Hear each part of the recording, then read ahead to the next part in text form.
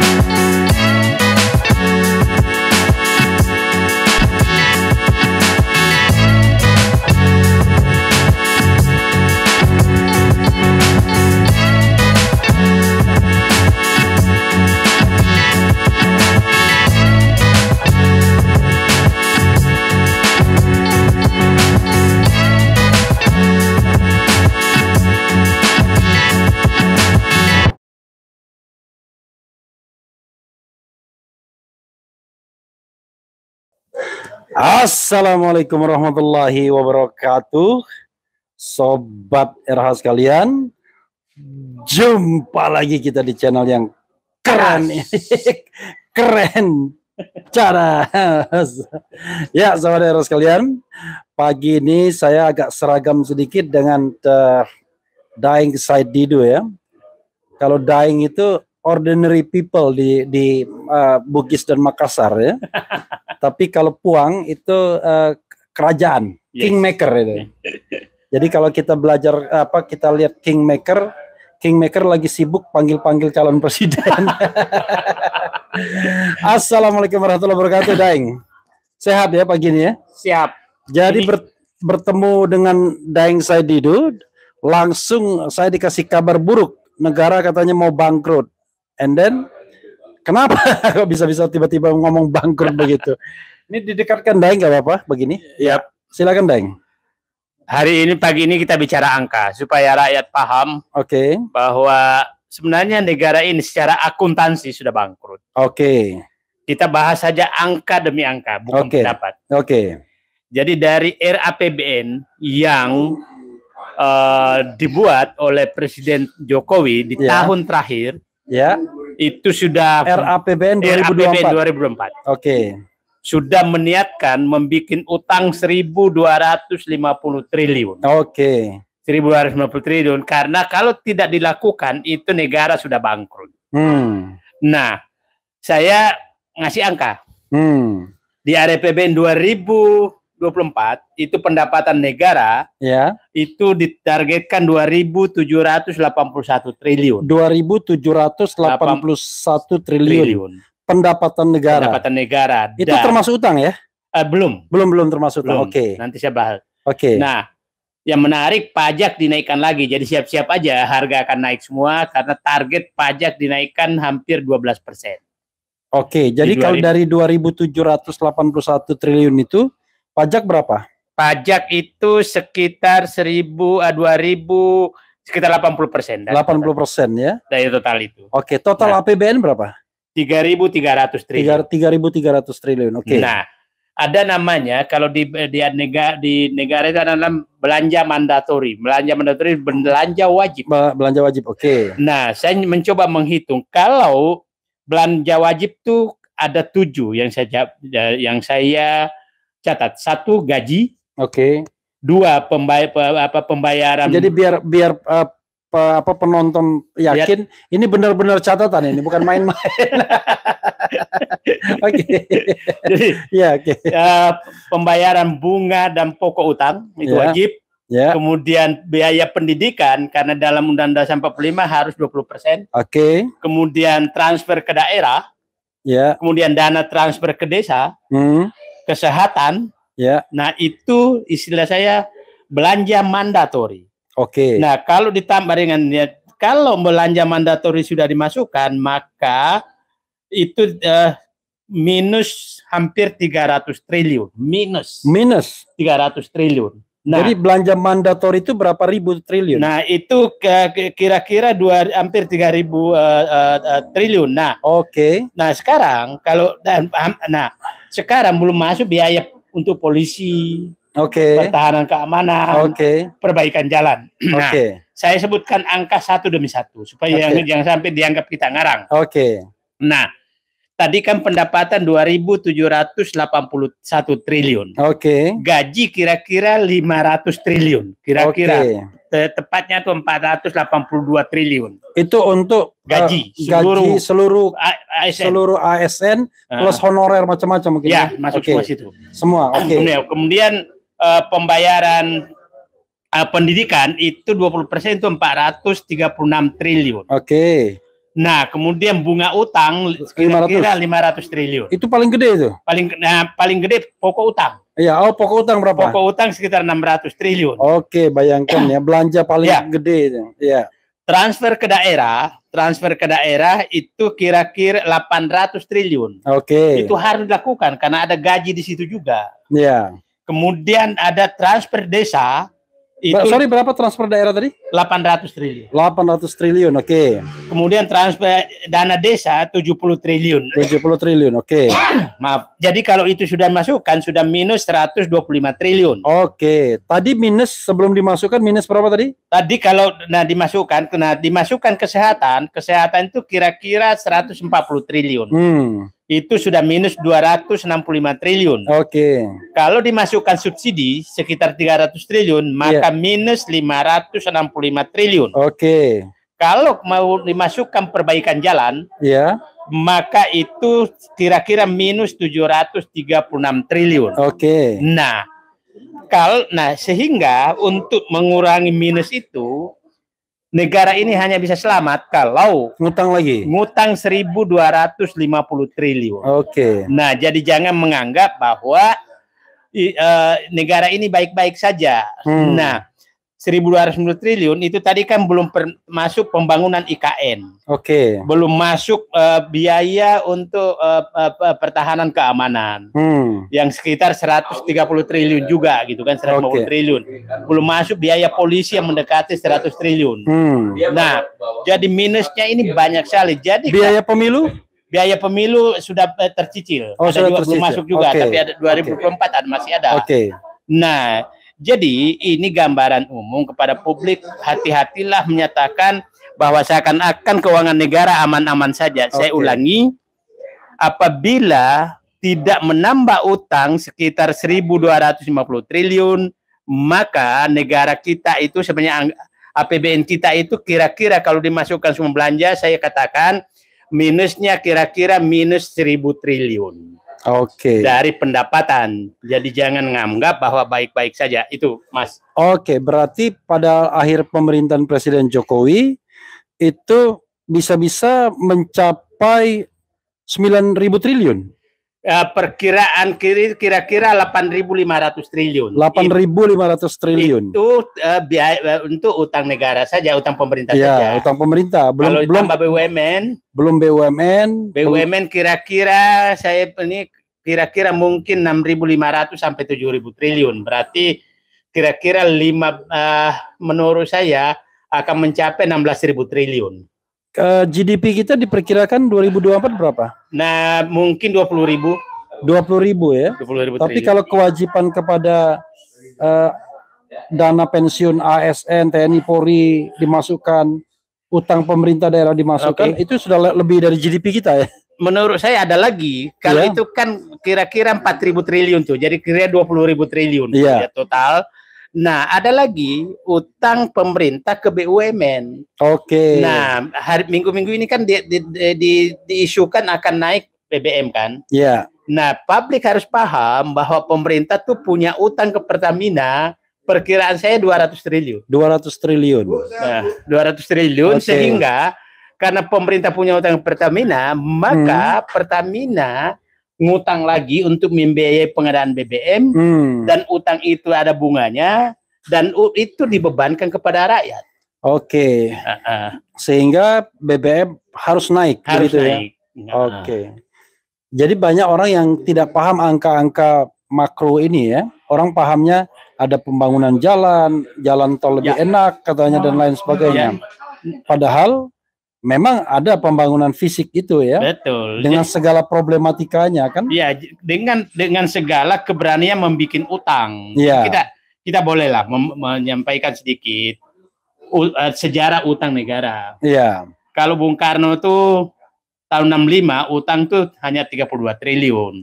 65 ketika Soekarno diganti oleh Pak Harto. Oke, step down gitu ya. Step down, Pak Harto di 98 itu 551 triliun. 551 triliun. Betul. Habibie 2001 939 triliun. Tapi ini penyebabnya karena kenaikan kurs dari 2.000 ke 9.600. Bukan karena penambahan utang. Karena saat itu utang luar negeri sebagian besar. Kemudian Gus Dur 1.271 triliun. Kemudian Megawati 1.298 triliun. Jadi kalau ada orang siapa presiden paling sedikit nambah utang ya Megawati. Ya. Kemudian SBY 2.609 triliun. 2.609 triliun. Jokowi di akhir masa jabatan kira-kira 8.500 triliun. Jadi bukan lagi nambah, tapi ini ganti baru. Meroket. Jadi kalau kita hitung dari 2.600 ke 8.500. Kalau kita hitung Pak Harto tuh membuat utang kira-kira 44 miliar per hari. Pak SBY bikin utang tuh kira-kira 360 miliar per hari. Kemudian Pak Jokowi membuat utang tuh 1,8 triliun per hari. Luar biasa. Kalau ditambang BUMN, karena dulu itu digabung utang negara dengan utang BUMN. Jadi kalau kita mau membahas, harusnya dibandingkan itu harus ditambah utang BUMN juga. Jadi apple to apple. Apple to apple. Sehingga Jokowi itu membuat utang 3 triliun per hari. Luar biasa. Jadi kalau ada menyatakan bansos ada ya karena memang bansos itu diambil dari utang 3 triliun per hari. Daeng. Dalam kondisi ekonomi dengan angka-angka yang seperti ini ya, menurut Daeng apa yang sebaiknya dilakukan oleh pemerintahan Presiden Jokowi? Memang bukan urusan kita kasih solusi, tapi siapa tahu Daeng berpikir untuk out of the box gitu, sehingga negara ini akan bisa jalan lebih baik begitu. Kelihatannya kalau Jokowi berani menyentil oligarkinya, masih ada jalan keluar. Tapi saya tidak yakin. Karena tidak ada jalan lain kecuali menyentil oligarkinya. Maksudnya disentil itu apa? Disentil itu dipaksa mereka agar menyetor ke negara melebihi dari, bukan melebihi, melebihi kenikmatan yang dinikmati sekarang. Intinya adalah dengan kontrak-kontrak yang ada, renegosiasi besaran-besaran itu, termasuk misalnya keuntungan-keuntungan diperoleh dari tambang dan lain sebagainya itu harus lebih banyak di-store ke negara begitu ya maksudnya. Saya kasih contoh saja. Nikel itu di negara manapun, di negara yang pengolahan tambahnya bagus, itu 60% minimal masuk ke negara. Nah, di kita seperti angka Pak Faisal Basri tidak lebih 10% yang tertahan di Indonesia. 90% China. Jadi maksudnya kalau tapi saya yakin bahwa ini oligarkinya presiden ada di dalam situ. Jadi berani mereka. Jadi 90% itu nggak murni juga ke Cina. Tetapi paling tidak ada juga hengki-pengkinya. Jadi kalau itu Jokowi berani, kan bilang ada ekspor 500 triliun. Kalau dia berani menyentil itu, ya bisa dong cari di situ minimal tambahan 200 triliun. Ya kan? Mungkin di CPO juga begitu, di emas juga begitu, di tembaga juga begitu. Jadi kalau kita korek-korek tambang itu, yang menurut pasal 33 bumi, air, dan kekayaan alam yang terkandung di dalamnya dikuasai negara dan digunakan sebesar-besarnya kemakmuran rakyat itu, kira-kira berapa yang bisa didapat, Daeng? Saya tidak bisa menghitung secara ini karena tergantung negosiatornya. Daripada kita kasih sekarang, kasih sekarang jalan dan dia juga nggak melaksanakan, ya nanti aja lah. Kita tunggu presiden berikutnya aja. Untuk mengorek itu. Tapi memang siapapun yang jadi presiden itu Jokowi meninggalkan warisan yang sangat berat. Sangat berat. Selain utang, itu adalah masalah mengembalikan kembali sumber daya alam yang terlanjur diserahkan ke pihak lain oleh Jokowi. Dan kita bacakan sedikit ya komentar sobat era sekalian. Lucu juga kita gambar kita ya, warnanya kuning jaket kita, lalu dinding kita kuning juga. Jadi kita kayak nempel di dinding ini ya. It's okay. Yang paling penting suaranya jelas kan. Ini Daeng ya. Biasa di sini pro dan kontra selalu dari penonton ini, dari alam kubur ya. Jelas ini. Kerja, kalau mau kaya jangan mikirin utang melulu. Ini pendukung kekuasaan hari ini ya. Garut hadir menyimak utang-utang yang dibahas bosan. Alam kubur lagi nih. Negara punya utang itu hal biasa. Alam kubur semua luar biasa nih. Jangan-jangan apa istilahnya? Robot ya. Tapi it's okay. Saya ingin memulai satu pertanyaan. Negara punya utang itu hal biasa. Lalu apa hebatnya? Apa anehnya? Apa mengerikannya pemerintahan Jokowi ini? Toh dulu utang juga, walaupun tadi udah dijawab. Iya utang, tapi nggak segila sekarang jumlahnya. Silakan. Jadi memang ini yang paling susah dinikahan karena mereka tidak pernah merasa membayar utang. I see, Saya ingin gambarkan membayar utang Jokowi 2024 1.100 triliun. Kalau itu digunakan untuk mensubsidi listrik, maka listrik tidak naik. Kalau itu digunakan mensubsidi BBM, maka BBM tidak naik. Kalau itu kelonggar, maka pajak-pajak tidak perlu naik. Kalau itu tidak dibayarkan, maka biaya pendidikan tidak akan semahal sekarang. Nah, kalau itu tidak digunakan itu, maka gaji pegawai negeri, gaji yang lain bisa naik. Nah, memang dan pajak tidak naik. Jadi dan ada yang menurut saya yang perlu diluruskan di bangsa ini. Ada kultur yang seakan-akan kalau menderita itu nasib. Kalau dapat sesuatu dari pemerintah adalah kebaikan hati pemerintah. Padahal itu menurut bansos seakan-akan kebaikan hati pemerintah. Padahal bansos itu diperoleh dari utang.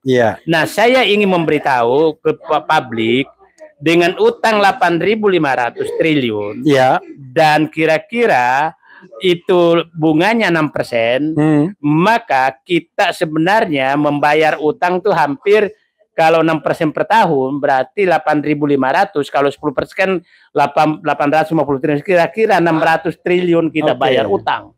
Bunga tok ya. Bunga tok 600 triliun itu kalau tadi saya katakan subsidi hanya 300 triliun. Kalau utang subsidi itu secara keseluruhan di era APBN itu 300 triliun. Bayar bunga pokok, bunga utang 500 triliun. Bayar total utang 1.100 triliun. Nah, sekarang yang tadi dari alam kubur itu, alam kubur itu jelaskanlah kepada tetanggamu, kasih tahu mereka bahwa pupuk itu susah dan mahal karena kita bayar utang. Harga gas itu naik karena kita bayar utang. Harga listrik naik akan kita bayar utang. Dan kepada tetangga-tetangga si alam kubur, datanglah ke rumah alam kubur, meminta tagihan listrik, meminta pupuk ke dia. Karena dia sepertinya menganggap utang itu menyenangkan dia. Jadi biasa-biasa saja. Padahal rakyat sudah susah mendapatkan pupuk, sudah mendapatkan LPG, susah membayar listrik, sudah membayar pendidikan, tapi si alam kubur itu masih enak-enak. Mungkin dia orang kaya, kepada tetangga atau yang kenal alam kubur, datanglah ke rumah alam kubur, meminta untuk membeli pupuk, membayar listrik dan lain-lain. Tapi coba kita bacakan ya, selain alam kubur banyak sekali komentarnya sudah. Akhirnya dia sendiri kemudian terjadi debat di antara netizen atau sobat RH ini. Apalagi orang ngutang untuk kepentingan produktif, bukan asal utang ya. Nah, ini alam kubur lagi. Kalau hidup kalian gak mau punya utang, ya udah jangan hidup. Balik aja sana ke alam kubur. Alam kubur balik. Oke. Kemudian USA, China, negara maju, negara superpower, utangnya lebih besar dari kita. Oke.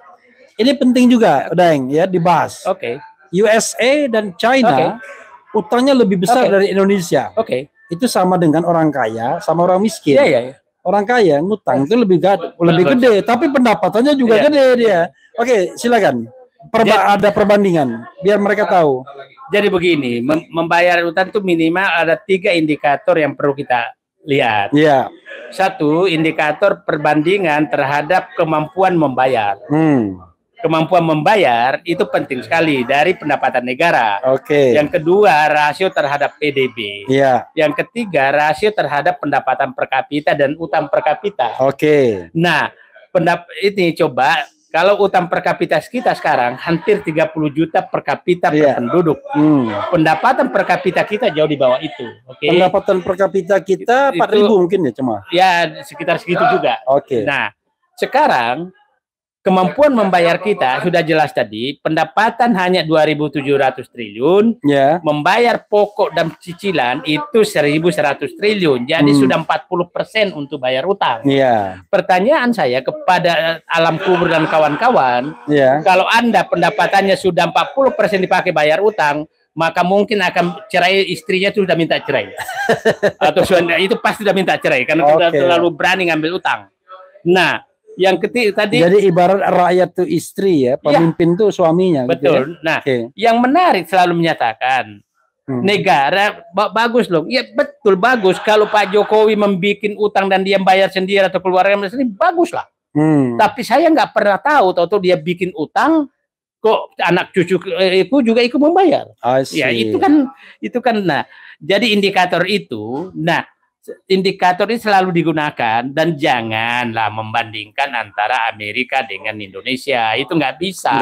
Nggak apple to apple gitu. Nah sekarang, tadi yang ini baru kali ini, dulu Bang Refli, dulu Pak Harto tuh bikin utang bunga sekitar 0,5 sampai 1%. Pak SBY itu jauh di bawah itu. Ini sekarang hampir 7% bunganya. Iya. Dan menariknya agar rakyat tahu, tahun lalu 2022 itu pemerintah namanya ada silpa. Silpa itu kelebihan penarikan anggaran sehingga tidak digunakan, mendekati 500 triliun. Nah, kalau 500 triliun artinya rakyat sudah dibebani bunga karena uang itu nggak dipakai. Itu 6% kali 500 triliun. Jadi silva itu nggak bagus sebenarnya. Nggak bagus itu, karena uang tidak produktif ya. Jadi contoh aja lah, kalau Mas Refli punya istri, istri itu sebenarnya udah kelebihan, dia minjam di tetangga lebih dan bayar utang, apa yang Bapak lakukan? Marahlah kita kepada istri kita. Ini kenapa kita nggak marah kepada? Karena utangnya nggak produktif jadinya. Belum dipakai tapi ngambil utang. Nah, terus dianggap bahwa ini Menteri Keuangan terbaik. Di mana baik terbaiknya gitu loh. Mengapa narik utang aja kelebihan? Iya, jadi ngutang tidak sesuai dengan peruntukan atau ngutangnya tidak sesuai dengan penggunaan yang harus dilakukan sebenarnya ya. Penarikan utang yang tidak dimanfaatkan gitu loh. Jadi ya gini aja lah, bodoh sekali kita, masa nambah utang terus nggak dipakai. Karena setiap utang pasti ada bunganya kan. Pasti ada bunganya 6%. Kalau nggak dipakai ya gawat namanya. Saya paham betul bahwa para influencer pemerintah semua tuh sama semua ke Twitter saya menyatakan utang ini adalah bagus, itu selalu semua hampir sama semua, dan menyatakan bahwa itu menunjukkan bahwa publik percaya ke Jokowi sehingga memberikan utang. Iya. Perlu saya jelaskan bahwa bukan publik percaya, publik memeras rakyat Indonesia dengan bunga 6%. Bunga 6%, bukan percaya, memeras rakyat Indonesia atas izin rezim Jokowi untuk mendapatkan keuntungan dengan meminjamkan uang ke pemerintah Indonesia. Sementara kasih contoh aja lah, Filipina itu bunganya cuma 2%. Jepang malah 0% gitu. kita 6%. Jadi kalau ada saudara di Jepang, daripada disimpan uangnya di Jepang, maka kirimlah ke Indonesia, dapat 6%. Oke. Jadi pemerintah untuk nyedot uang rakyat tersebut ngasih bunga tinggi. Ngasih bunga tinggi. Padahal kalau dia sehat perekonomiannya, ya seperti Jepang, 0% saja. 0% saja. Karena uang akhirnya mau diputar sama rakyat kan? Kalau ini mau disedot semua ke pemerintah karena pemerintah butuh untuk membayar ini itu. Nah, ada yang perlu saya gambarkan sedikit supaya publik paham. Dengan bunga 6%, maka yang menikmati itu adalah orang-orang kaya yang membeli sun. Orang miskin yang duitnya kecil menyimpan di bank itu bunganya 0,5%. Oke. 0,5%. Orang kaya beli sun dapat 6%. Jadi sun itu surat utang negara. Surat utang negara, 6%. Nah, tapi yang mengambil 6% adalah orang kaya, yang membayar adalah orang miskin. 6% lewat pajak. Gitu. Nah, jadi saya betapa berhasilnya mereka membodohi rakyat bahwa utang itu tidak masalah. Sumber segala masalah di Indonesia sekarang adalah utang. Utang dan pengutangnya tentunya ya. Silakan Daeng, closing statement. Saya ingin menyatakan bahwa saya sedih bahwa rezim Jokowi mengakhiri kepemimpinannya dengan utang yang meroket dengan negara secara akuntansi yang sudah bangkrut. Ya, sahabat sekalian, itu dengan pagi-pagi ketemu Daeng saya Didu sudah bicara tentang negara yang mau bangkrut. Kita punya lagi narasumber sebenarnya yang mau bicara negara bangkrut juga, tetapi nanti kita akan lihat ya. Yang jelas tetap keren cadas. Wassalamualaikum warahmatullahi wabarakatuh. Waalaikumsalam warahmatullahi wabarakatuh. Iya.